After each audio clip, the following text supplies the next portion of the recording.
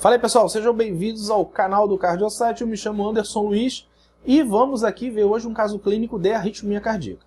Nosso paciente é seu José, ele tem 78 anos, é aposentado, procurou aí o departamento de emergência com queixa de cansaço e palpitações há uma semana, mas com piora há mais ou menos 6 horas, o que o motivou a procurar ajuda. Seu José, ele é portador das seguintes comorbidades: é um paciente hipertenso, dislipidêmico, diabético há 20 anos. Trazia consigo um ecocardiograma realizado há 6 meses, que mostrava aí falha de coaptação dos folhetos mitrais, insuficiência mitral de leve a moderada, né? Então essa falha de coaptação dos folhetos foi classificado pelo ecocardiografista como uma insuficiência mitral de leve a moderada. Mostrava também aí uma função sistólica global preservada, ótimo, e uma fração de ejeção de 60%. Então um eco aí só essa questão da insuficiência mitral de leve a moderada. Os medicamentos do seu José, ele fazia uso de nalapril, hidroclorotiazida, rosuvastatina, metformina e vildagliptina. Então ele usava tudo isso aí. No exame físico, o seu José tinha uma pressão boa, 140/80. O ritmo cardíaco dele na ausculta era irregular, ritmo irregular, bulhas normofonéticas e tinha um sopro sistólico no foco mitral, o que aí corrobora com o ecocardiograma em relação à insuficiência mitral. A frequência cardíaca do seu José estava aí aproximadamente 180, uma frequência muito alta, uma frequência que incomoda bastante qualquer um de nós e principalmente aí o paciente idoso. Ele estava febril ao toque e negava febre também nos últimos dias. Tá? E aí foi solicitado um eletrocardiograma. O eletrocardiograma evidenciava aí, ó, uma taquiarritmia de QRS estreito, um ritmo irregular, ausência de onda P. Tá? Então, a pergunta, qual o diagnóstico? O diagnóstico, o eletrocardiograma ali, né, ele é bem claro, mostrou uma fibrilação atrial. Então o diagnóstico é uma fibrilação atrial com alta resposta ventricular. Outra pergunta, como conduzir este caso no departamento de emergência? A gente vai ver a seguir e a gente vai ver também como tratar a longo prazo. Então, todo paciente com taquiarritmia no departamento de emergência deve ser monitorizado.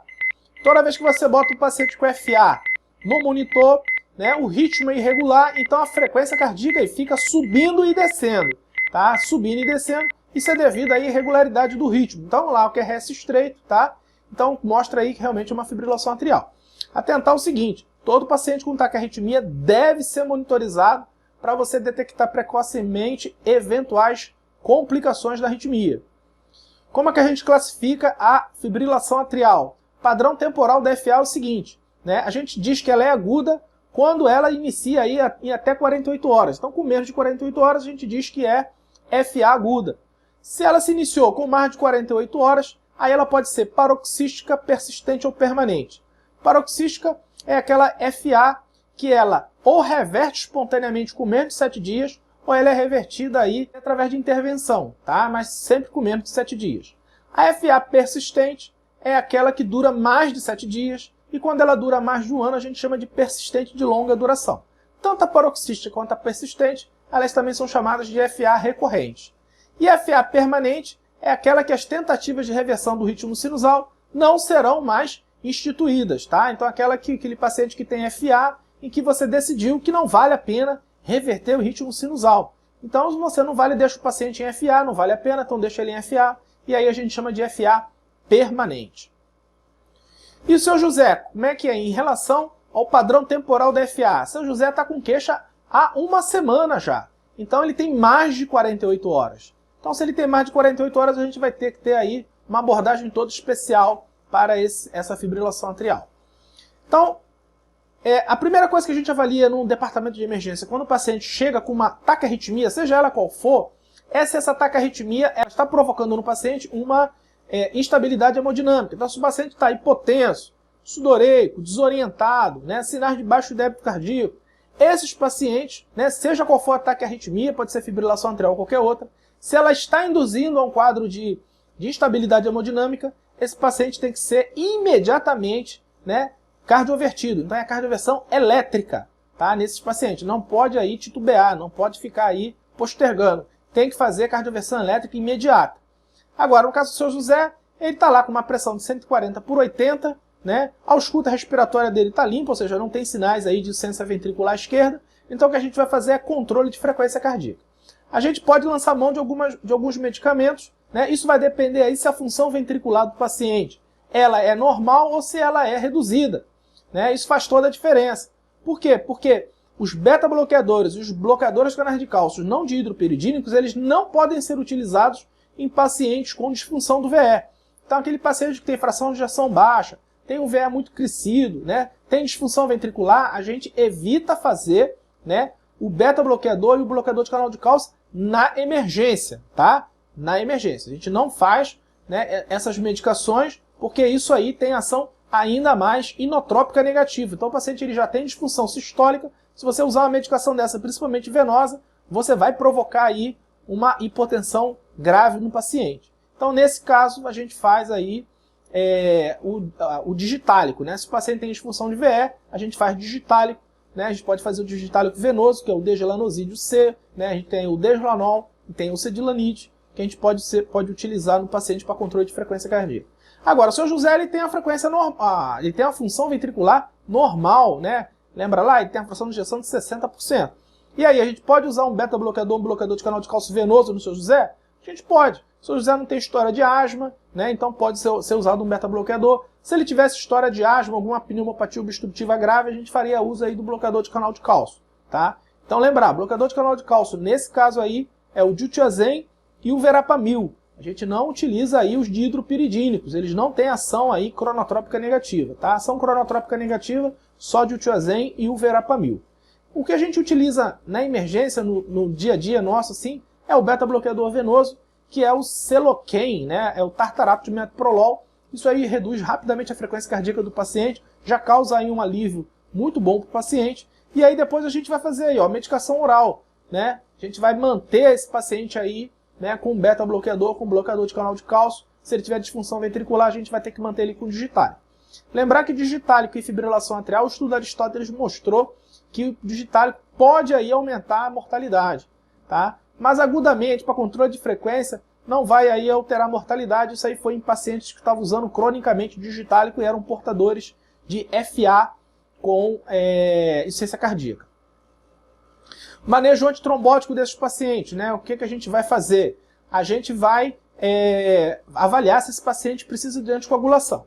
Lembrar o seguinte, tanto na FA quanto no Flutter, a gente não pode utilizar antiagregantes plaquetários. Antiagregantes plaquetários estão proscritos. Eles não devem ser utilizados, eles não atuam como antitrombótico, eles não evitam os eventos cardioembólicos, tá? Então eles não devem ser utilizados nesse cenário.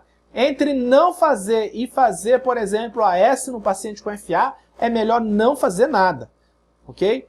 Então, toda vez que a gente estiver diante aí de um paciente com uma fibrilação atrial, independente aí do tempo que essa fibrilação atrial, se ela apareceu num Holter, um evento, ou se pegou ali, de repente, no eletrocardiograma, não importa o tempo que essa FA ela tem, né? A gente sempre vai avaliar aí esse paciente dentro do score de risco trombótico e o score de risco de sangramento. O score de risco trombótico que nós utilizamos é o Chades-Vasque e do risco de sangramento é o Hasbled. Então todos os pacientes devem ser avaliados, né, com esse score. São considerados valvários os pacientes que tiverem estenose mitral de moderada a severa ou prótese mecânica. Tá? Então aquele paciente que tem estenose mitral de moderada a severa ou tem uma prótese mecânica, né, por exemplo, mitral, eles são considerados, né, valvários e aí eles vão ser anticoagulados independente do Chades-Vasque, tá? Também devem ser anticoagulados os pacientes portadores de FA com miocárdio compactado ou com miocardiopatia hipertrófica, porque esses pacientes eles possuem alto risco trombótico. Então eles também não precisam fazer Chades-Vasque. Se o paciente tem miocárdio compactado ou tem cardiomiopatia hipertrófica, esses pacientes eles não precisam de Chades-Vasque nem de Hasbled. O Hasbled até pode fazer para ver o risco aí de sangramento, mas o Chades-Vasque não precisa porque esse paciente tem indicação de anticoagulação. Então aí o score de Chades-Vasque, né, a gente dá um ponto, atribui um ponto aí para cada item, né, desse aí. Lembrar que a idade mais de 75 anos são 2 pontos, e se o paciente já teve um AVC ou um AIT, ele também ganha 2 pontos, tá certo? O resto é tudo 1 ponto. O Hasbled, né, a gente atribui 1 ponto aí a cada item, tá? Não precisa memorizar nada disso, porque hoje em dia a gente tem aí disponíveis os aplicativos do smartphone, que a gente pode aí abrir e fazer esse score de forma bem fácil, bem tranquila, tá certo? O score de Hasbled, né, ele acima de 3, ele é alto risco de sangramento. Mas isso não contraindica a anticoagulação. A gente não pode se basear no Hasbled para contraindicar a anticoagulação. A contraindicação da anticoagulação aí depende de vários fatores, menos do Hasbled isoladamente. Tá? A gente não pode usar o Hasbled isoladamente para contraindicar uma anticoagulação no paciente com fibrilação atrial. E o nosso paciente, São José, né, ele tem 78 anos, ele é hipertenso e diabético. Então ele lá, ó, ele ganha 1 ponto na hipertensão, ganha 2 pontos na idade e ganha 1 ponto no diabetes. Então ele tem 4 pontos no Chades-Vasque e ele tem 1 ponto no Hasbled, que é a idade acima de 65 anos. E aí, quem deve ser anticoagulado na fibrilação atrial? Todo paciente do sexo masculino que tem um Chades-Vasque igual ou maior que 2. E toda mulher com Chades-Vasque igual ou maior que 3. Então esses pacientes aí, eles têm que ser anticoagulados, aí não tem dúvida. Quem não deve ser anticoagulado são os homens com Chades-Vasque de 0 e as mulheres com Chades-Vasque de 1. E onde a dúvida, né? Onde que a gente tem aquela zona cinzenta, né? Que você fala, eu anticoagulo ou não? É o paciente homem com Chades-Vasque de 1 e mulher com Chades-Vasque de 2. Lembrar o seguinte, a tendência é anticoagular, tá? A tendência é anticoagular, principalmente se o paciente tiver em um Hasbled, né, que mostra que não é alto risco de sangramento. Esses pacientes aí a gente não vai, a tendência é anticoagular. A gente vai, né, colocar esse paciente aí no protocolo de anticoagulação. Muito bem. Então, os antiagregantes, como a gente falou, eles não devem ser utilizados, né, não devem ser utilizados para manejo antitrombótico na fibrilação atrial, de forma alguma. Então a gente vai utilizar ou os antagonistas da vitamina K, que o principal representante é a varfarina, ou os DOACs, né, que são os anticoagulantes orais diretos. Antigamente a gente chamava de NOACs, que eram os novos anticoagulantes. Hoje eles não são tão novos assim, né? Então a gente mudou aí, chama agora de DOACs, tá? São os anticoagulantes orais diretos. Né? Então a gente tem diversos representantes.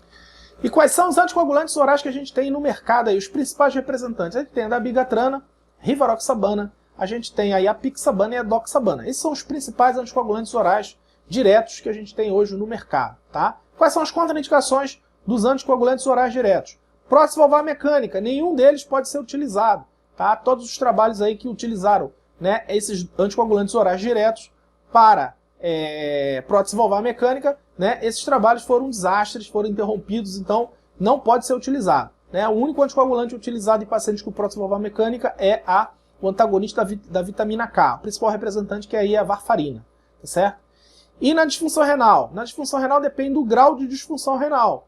Os pacientes com clírice de creatinina menor que 30 não pode ser utilizado nem rivaroxabana e nem a dabigatrana, tá? E abaixo de 15 a gente não pode utilizar nenhum deles, tá? Então a pixabana e a doxabana também não. Então assim, entre 15 e acima de 50 a gente pode usar qualquer um. Entre 15 e 30 a gente só pode utilizar a pixabana e a edoxabana, tá? Entre 30 e 50 a gente pode utilizar qualquer um. Só que todos eles, quando a gente lança a mão e o clírice do paciente é abaixo dos 50, a gente sempre faz uma dose aí reduzida, nunca é a dose cheia. A dose cheia é clírice acima de 50, certo? Muito bem. Então, seu José tem lá uma fibrilação atrial, ele está com sintoma há mais de uma semana, então a gente classifica aí como uma FA com mais de 48 horas. Se é uma FA com mais de 48 horas, a gente vai ver qual é a estratégia que a gente vai utilizar. Se a estratégia for a cardioversão elétrica, isso aí vai depender da idade do paciente, o tempo de fibrilação atrial, né, se ele tem alguma alteração estrutural no ecocardiograma, então a gente avalia aí o contexto, né? E aí se no contexto você decidir que não compensa aí, né, corrigir o ritmo cardíaco, ou seja, colocar esse paciente de novo no ritmo sinusal, a gente vai ter que fazer o seguinte, né, a estratégia com eco transesofágico, sem eco transesofágico. Sem eco transesofágico, a gente vai anticoagular esse paciente por 3 semanas, e aí depois a gente vai proceder aí a cardioversão elétrica ou química. Se eu lançar a mão do eco transesofágico, né, aí o eco transesofágico, se ele mostrar que tem trombo no átrio esquerdo, aí eu não posso cardioverter agora, eu tenho que anticoagular esse paciente por 3 semanas, faço novamente o eco, vejo se o trombo desapareceu, e aí se desapareceu, a gente pode fazer a cardioversão elétrica. No caso, se não tiver aí, se no primeiro eco não tiver trombo no átrio esquerdo, então a gente pode, depois que a gente inicia a anticoagulação, a gente pode fazer aí a cardioversão elétrica ou química, tá? Então assim, a cardioversão depende do contexto, né? Daqueles fatores todos que a gente falou, tá certo? Mas a gente pode decidir aí por controle de frequência cardíaca apenas, né? E anticoagulação, tá certo? Então, ou a gente faz controle da frequência, ou a gente faz controle do ritmo, né? Controle do ritmo é cardioverter, e depois aí a gente vai ter que lançar mão aí de um antiarrítmico para manter esse paciente aí em ritmo sinusal. Então era isso que eu tinha que falar aí desse caso clínico do seu José, de fibrilação atrial no departamento de emergência. Espero que vocês tenham gostado e até a próxima. Tchau!